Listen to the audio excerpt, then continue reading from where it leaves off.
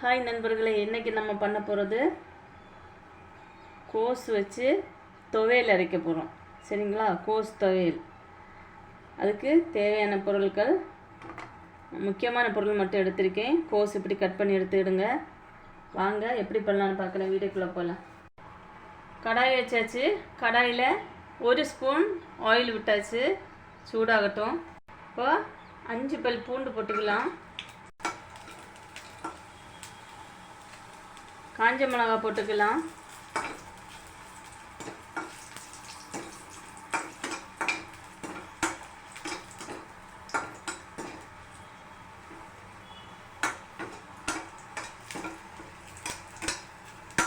போட்டுக்கலாம்.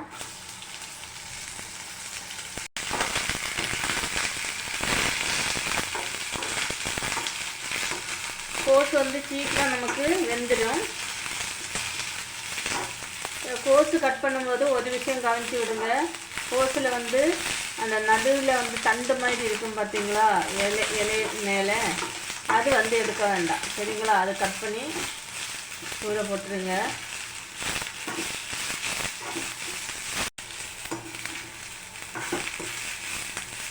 இது என்னுடைய ஓன் மெத்தேடு. நான் திங்க் பண்ணி பண்ணுறேன். டேஸ்ட்டு நல்லா சூப்பராக இருக்கும் நண்பர்களே. மறக்காமல் பண்ணி பாருங்க. சரிங்களா?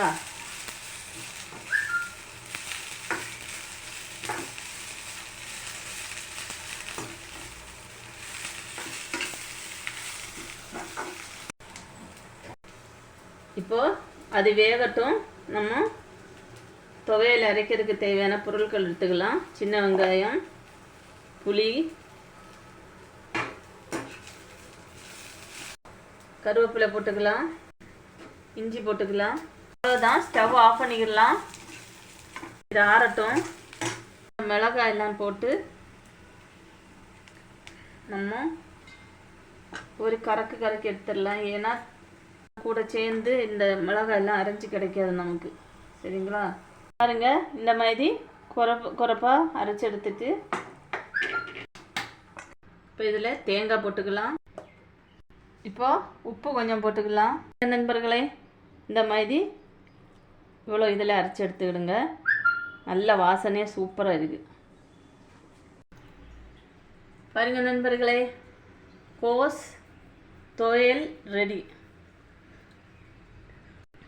இந்த வீடியோ பிடிச்சிருந்தா லைக் பண்ணுங்கள், ஷேர் பண்ணுங்கள், கமெண்ட் பண்ணுங்கள். மறக்காமல் சப்ஸ்கிரைப் பண்ணி சப்போர்ட் பண்ணுங்கள் நண்பர்களே. ஓகே, பாய்.